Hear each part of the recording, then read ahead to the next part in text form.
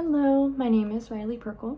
Question 1 of this week's discussion asks, which of the two figures you read about this week, Irenaeus and Athenaeus, most caught your attention and why? Between the two, I'd have to say Athenaeus caught my eye the most.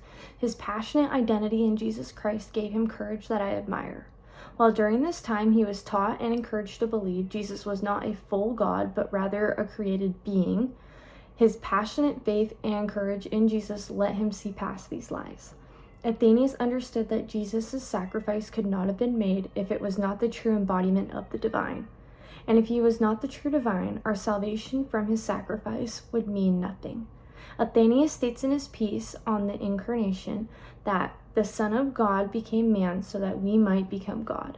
Athenaeus understood that Jesus came to unite humanity with God. I love that Athenaeus saw this as a transformation through salvation. But my favorite part when learning about Athenaeus is that he lived his beliefs. By this, I mean he practices what he preaches. He never let anyone hinder what he knew was true about his belief in Jesus and God, and his courage was something that I strive to have. Along with his truth in the beliefs is something I'd like to implement better into my life. A courage to let no one stand in between my faith with God and Jesus. Now, on to question 2. What is a meaningful and relevant connection you can make between one of these figures and what you learned in the lectures this week? I think Athenaeus' teachings align very strongly with what we learned this week in the Introduction to Christian Theology.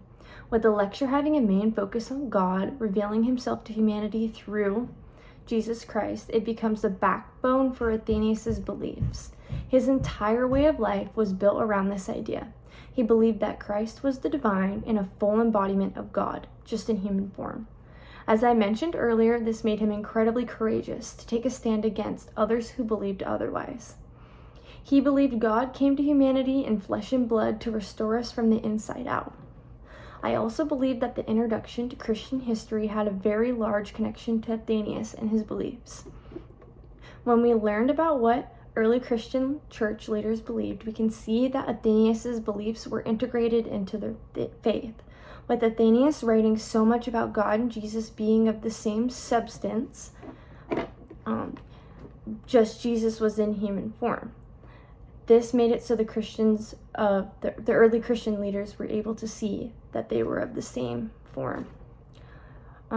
When I am able to see history connect with real beliefs that individuals had, it allows my brain to make even more connections through the process of learning about the Bible.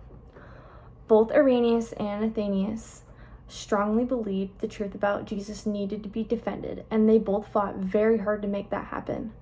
Now that I've learned more about Athenaeus, I will challenge myself to be stubborn in a sense about my faith in God and to not let anyone stand in my way of that. Thank you.